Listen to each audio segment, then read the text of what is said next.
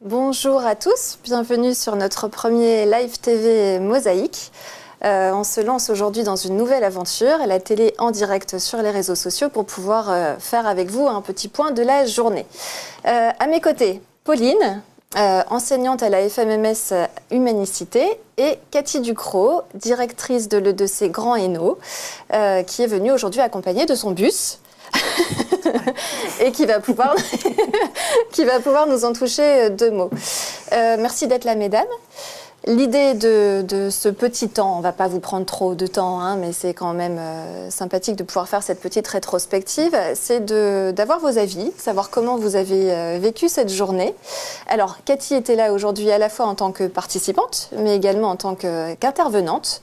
Tu vas pouvoir nous toucher peut-être deux mots du bus de l'E2C, expliquer assez brièvement pourquoi tu étais là et comment ce bus a été utilisé, où là, Pauline va pouvoir également intervenir sur les expériences vécues aujourd'hui.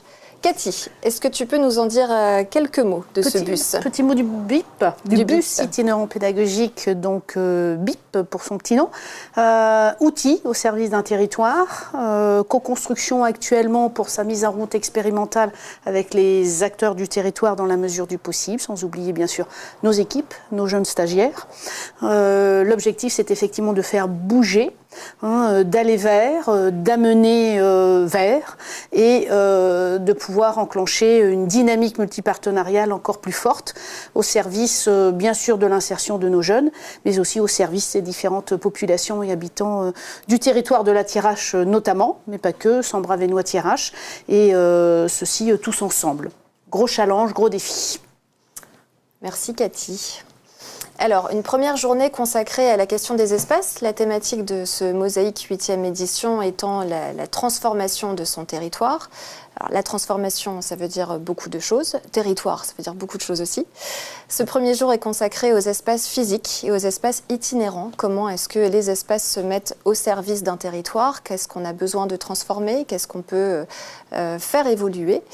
Et donc, on a eu un premier atelier ce matin, suite à la conférence de ma chère collègue Émilie sur la poétique des territoires, un atelier qui se passait dans le bus dont tu viens de nous parler. Est-ce que tu peux nous en dire deux mots, Pauline ? Comment as-tu vécu cet atelier ?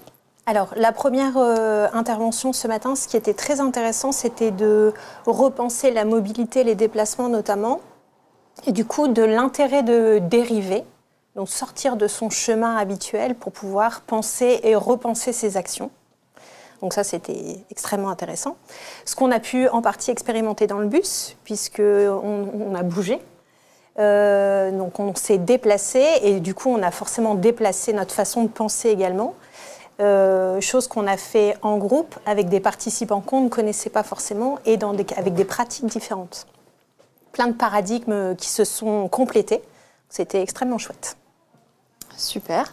Alors, pour expliquer assez brièvement ce qui s'est passé ce matin, on a emmené effectivement une quinzaine de participants.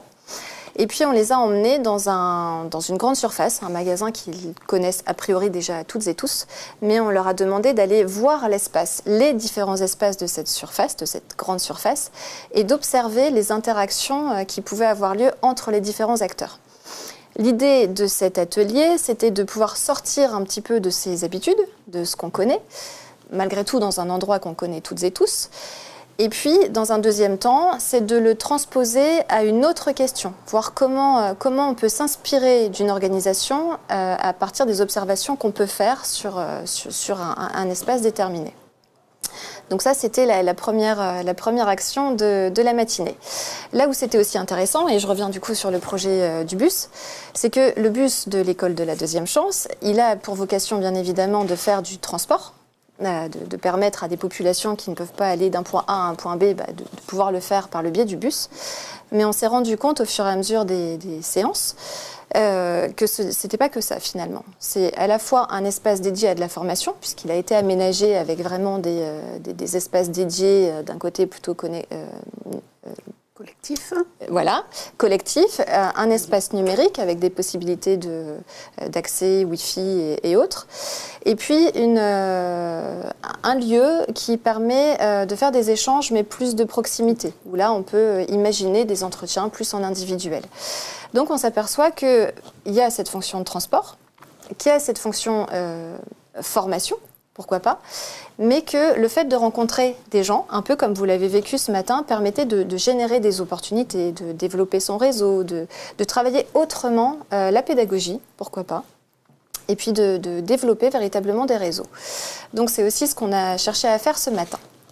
Et puis après, on est revenu et on a organisé une table ronde. Enfin, vous avez contribué à cette table ronde inversée. Est-ce que vous pouvez nous en toucher 2 mots ? L'objectif de la table ronde, c'était de se questionner sur les espaces et des opportunités et des défis, et ou des défis que ça pouvait engendrer. Ce qui était, comme pour ce matin, intéressant, c'est qu'on était toujours dans des disciplines différentes, donc avec des exemples et des expérimentations différentes de la question. Et du coup, des façons d'envisager cette question complètement différente, ce qui a permis d'alimenter vraiment le débat.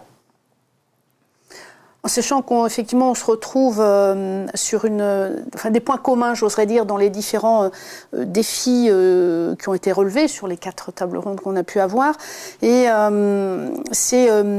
c'est aussi une question d'équilibre, à trouver d'une contrainte, en faire une opportunité, des opportunités, des défis à relever en permanence parce qu'on est sur du vivant, on est en interaction régulière avec différents acteurs et que c'est qu'on transforme en fait régulièrement, que ces espaces sont mouvants, sont toujours en mouvement et qu'ils génèrent effectivement d'un espace, on part effectivement à d'autres espaces qui naissent à partir d'espaces. Et je trouve que quand on prend un petit peu de recul de ce qui s'est passé tout à l'heure, c'est à l'image effectivement de ce que nous sommes. C'est tout simplement, je dirais, les chauffeurs, les conducteurs, ce sont aussi nous, en tant qu'êtres humains, selon des contextes, selon des besoins, selon des attentes, qui pouvons faire évoluer effectivement ces différents espaces, les construire, voire les démolir, les reconstruire, tout ça effectivement ensemble, ce sont des équilibres à trouver selon les attentes, les besoins, et c'est un vrai travail ensemble, et je trouve que c'est un renouveau permanent, quand on veut, relever les défis, s'ouvrir les champs des possibles. C'était extrêmement intéressant de pouvoir je dirais, peut-être factualiser ou en tout cas partager. On est toujours un peu seul quand on crée des choses ou quand on se lance dans des aventures, mais en fait on partage les mêmes aspirations, voire les mêmes modalités d'organisation de ces espaces.